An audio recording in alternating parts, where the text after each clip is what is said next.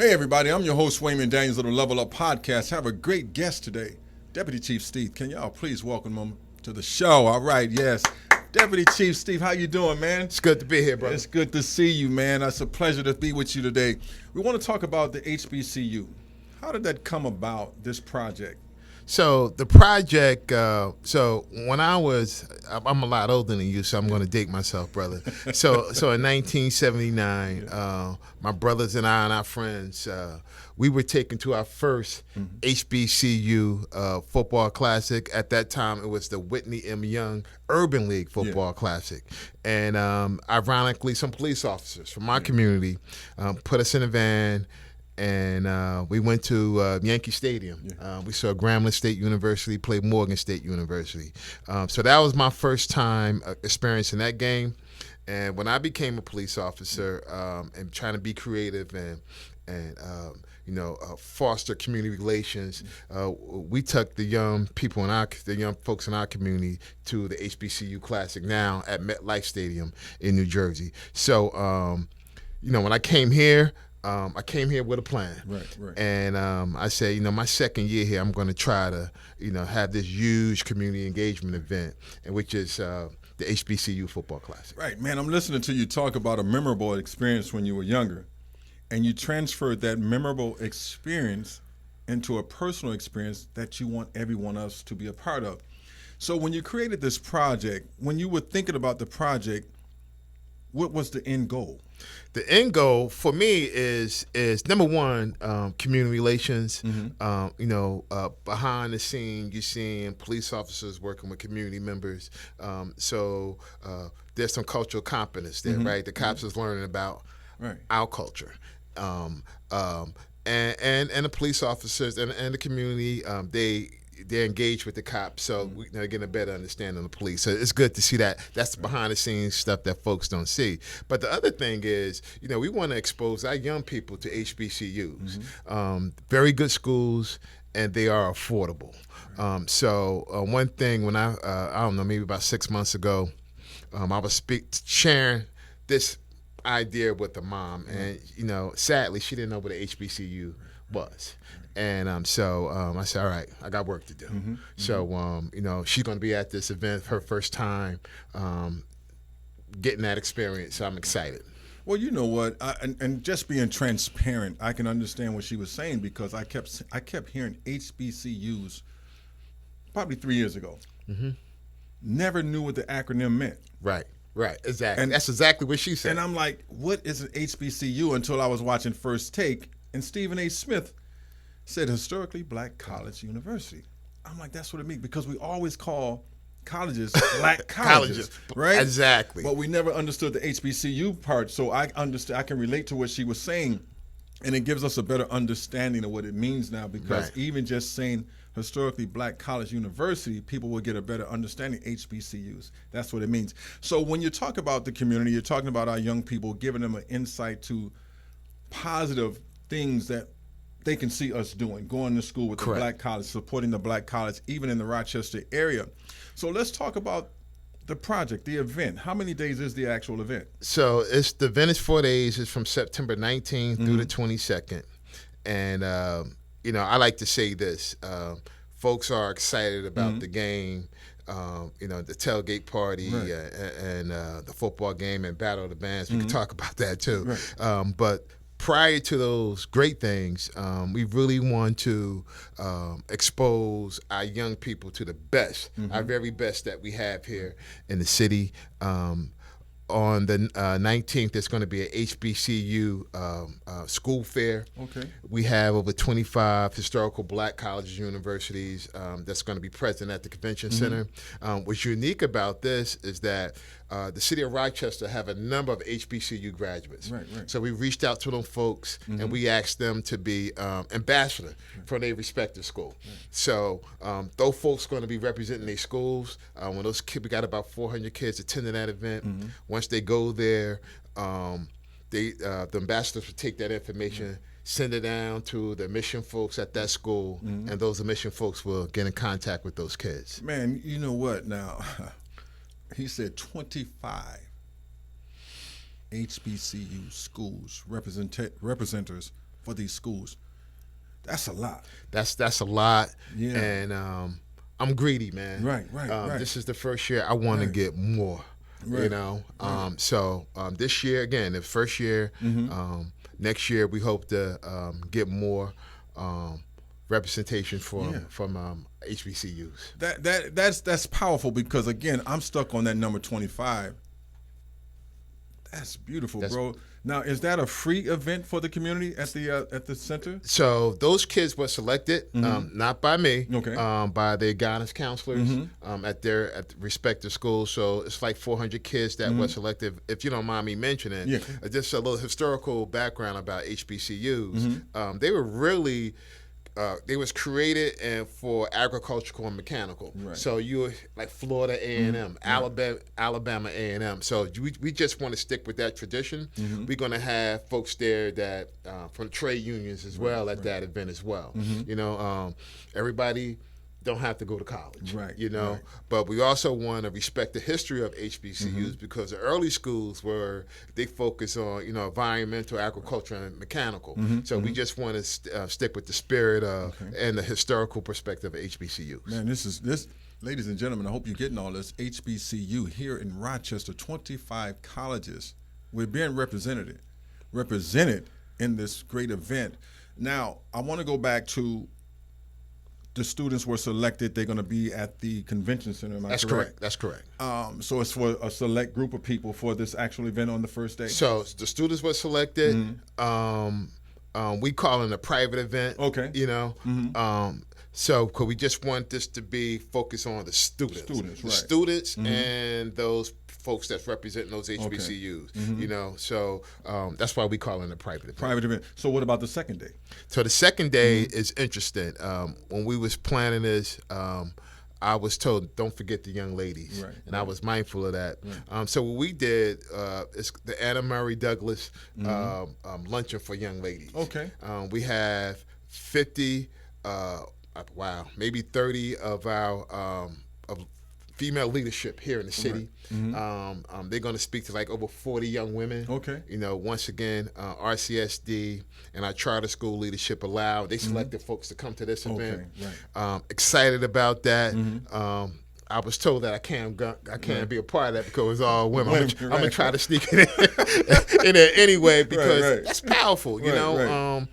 We got some sharp sisters in the city in leadership roles. And, you know, when I was growing up, someone used to tell me, you know, if you could see it, you could be it. So them young ladies, they could see it.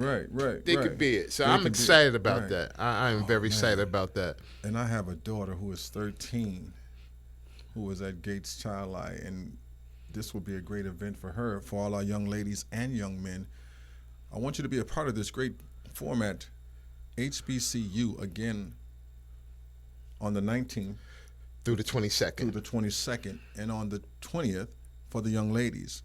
Now let's go to the 21st. The 21st is the game day. So we're going to have a tailgate party. The game going to be at the Rochester Sports Complex.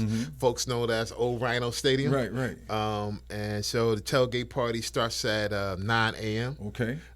We do have a special guest celebrity, cool DJ Red Alert from New York City. He would be there. We also have a local brother, Eddie English, better known as Flip. He's a comedian. Make sure that brother keep it clean, you know. So you're going to be able to go out there and tailgate. You know, bring your food. You know, there is a fee for a tailgate space, which is $35. But the game ticket itself, the game to tailgate. You can enter the tailgate. Game and battle of the bands are $25. Now, so we do have a food truck village, and what we did, and RG&E is a sponsor of the tailgate. We got maybe 10 food trucks. We asked them folks to subsidize their price for that day, so a family could come in and eat at a reasonable price. Still working on that, trying to get the price low as possible. I want folks to, you know, go out, enjoy yourself, and don't have to worry about money. Right. So that's the goal with that. But I'm excited about that. I don't know, brother, have you ever seen the Battle of the Bands? I never seen it, brother. Only on TV, man. Okay, you're gonna see this in person. Right. And they're excited. Okay. They are excited and they're ready to perform. And I failed to mention to you that these two bands going to be performing at schools. That's something. One's going to Albany State University is going to perform at Rochester Prep. Okay. And Central State is going to perform at Edison. Okay. Yeah, so I'm excited, man, Right. and kudos to Albany State and Central State University. Those folks been fantastic. They're excited to be here. Right. Just keep in mind, Albany State is in Georgia, and some of them brothers never been north. Right. And they're excited to come here. So we really want to roll out the red carpet and have a good time. So let's talk about that, because we just went from the 19th, the 20th to the 21st. But it doesn't just end there at the football game. No. So that next day, and this is traditional with HBCUs. So that Sunday we're going to have a worship service at Eden Baptist Church, Eden Missionary Baptist Church. So I'm excited about that. I want our community to come out. Right. It would be powerful. Right. And I talked about this with some ministers, just for one Sunday. Right. Let's go to one church for one Sunday, just for one Sunday. Right. So I hope that happens, man. Just to show you how powerful we are as a community. Yeah. You know what, man? I'm sitting here, everyone, and I'm listening. I'm reflecting back on that word community. And when you break it down, you're talking about community. This is what he's talking about. We become unified for a purpose and a goal to show you how much power we have as a community and how when we work together we can get things done. Because if you go back to when he first came on, that memorable experience he had with the HBCU in New York and how that changed his life and his trajectory, where he went from that to becoming a police officer and then coming to Rochester to do the same thing, to encourage our community, to let us know that we are very powerful. I like that because thank you. It shows us the importance of memorable moments. Right. Because when I think about a memorable moment, Walt Disney never advertises. I wonder why. Because they leave you with a memorable experience so that when you go home, you tell the next person tells the next person, and you don't have to pay for advertising. It's true. This HBCU experience the first year is going to be phenomenal, that we might not have to advertise next year, but we anticipate the next year by word of mouth with a great experience. Deputy Chief Stith, I thank you for coming on the show. Thank you, man. Can I just say something? Yeah, go ahead. I met this brother a couple of months ago, and I just want to let you know I'm proud of you, man. Thank you. And you're a very impressive brother. Thank you. And whatever I could do as we move forward, you got it. Hey, guys, I can contest to this. He is a man of his word.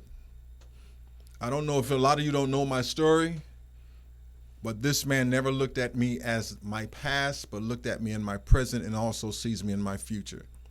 This is very important because when we think about police officers, sometimes we give them a negative connotation. But there are some great people out there that believe in you, and we're going to back you 100%. Deputy Chief Stith, can you also tell them how can they get these tickets and be a part of this HBCU celebration? So you could go on Eventbrite a couple of ways. So you go to the city website, www.cityofrochester.com/HBCU Classic, and get tickets through Eventbrite that way. You could go on Eventbrite on your own and type in the Frederick Douglass HBCU Football Classic. Also, you could email it's Frederick Douglass classic@gmail.com. If you need printed tickets, you email us. We'll make sure you get your printed tickets. So this morning, I checked the numbers. Put it like this: get your ticket soon. Yeah. Get your ticket soon because they are flying off the shelf. Yes. I guys, these tickets are going because even when you go on Everbright, they said you only have so many more tickets available. Don't let that discourage you. Nope. As soon as you see this podcast, get your tickets right away.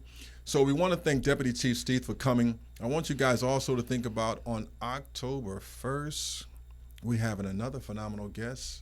Former Mayor Lovely Warren will be a part of this phenomenal podcast called Level Up. We want to thank Deputy Chief Stith again. But before we go, y'all know my mantra. We got to get a little ugly, got to get a little silly. So we're going to do the peace sign, and he got to do it like that. Hey. So Deputy Chief, hey, guys, thank you for watching the Level Up Podcast. We'll see you again. Have a great day.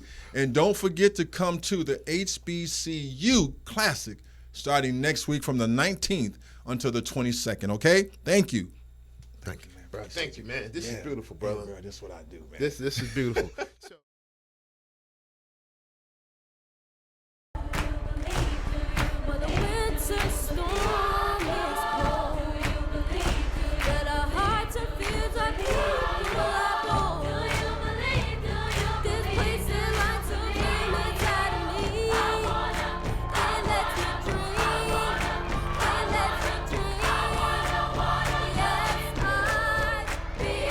If you work hard, anything is possible.